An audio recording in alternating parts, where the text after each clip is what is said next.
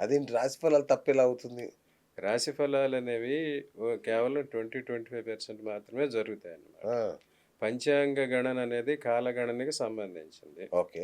ఆ కాలం ఎట్లా ఉంటది? కాలం అనంతం, అనాది. హ్మ్. ఎప్పుడు బిగిన్ అయిందో ఎవరికీ తెలీదు. ఎప్పుడు అవును. ఎండ్ అవుతదో ఎవరికీ తెలీదు. అవును. కానీ కొన్ని ప్రయత్నాలు చేసి యుగాలుగా దాన్ని విభజించుకుంటూ వచ్చారన్నమాట. ఓకే. అలా త్రేతాయుగం, ద్వాపరయుగం అట్లా చెప్పుకుంటూ వచ్చారు. అవును. ఆ తర్వాత వచ్చేసరికి ప్రతి సంవత్సరం కాలం అనేది ఎప్పటి నుంచి మొదలైందంటే 12వ శతాబ్దం నుంచి మొదలైందన్నమాట.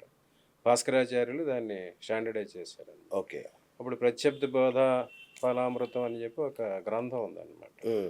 దానిలో ప్రతి సంవత్సరం ఎటువంటి ఫలితాలు ఉంటాయి అనేది స్పెసిఫై చేశారు. ఓకే. చాలామంది చెప్పేది దాన్ని బట్టే చెప్తారు ఓకే. పంచాంగకర్తలు. అసలు పంచాంగం గూడా దాని ప్రకారమే రాస్తారా? దాని ప్రకారమే రాస్తారు. ఓకే. ప్రభవాది 60 సంవత్సరాలు. ఆ తర్వాత ఎట్లా ఉండి ఎన్ని అలా అన్నమాట. ఈ కాలగణన లెక్కించడం మొదలైనప్పుడు ఒక పాయింట్ తీసుకోవాలన్నమాట.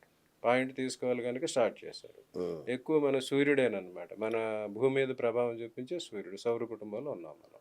అందుకు సూర్యుడినే తీసుకుంటారండి. ప్రభుడిని సూర్యుడిని ఏమన్నా వాయుర్వన్ని ప్రజాప్రాణ ఋతుకర్త దివాకరః అన్నారు. ఓకే. వాయువు, వన్ని అంటే అగ్ని, ప్రజలు, ప్రాణులు, ఋతువులు ఇవన్నీ చేసేవాడే ప్రభాకరుడన్నమాట.